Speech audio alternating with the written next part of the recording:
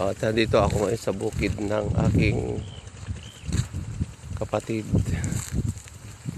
Sibuyasan yun lang, oh. Pero hindi pa pwedeng anihin. Ayun yung pamangking ko, patayo dun, oh.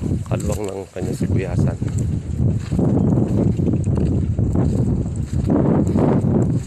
Sibuyasan sa Nueva Ecija. Dito ako sa bukid. At ito ang ilog ng Pantabangan. Yan, dito kami ko naliligo nung bata pa ako. Yan, hello, yan, napakalaki ng ilog, oh. Dito kumukuha lahat ng patubig hanggang Bulacan.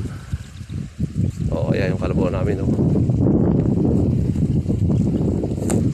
Pwede rin magbingwit dito, maraming tilapia, maraming isda. Napakalalim ng tubig, oh. Ito pang tubig, napakalinis na tubig, fresh na tubig. Ay, ang init, sobra. Yan, kaway kaway.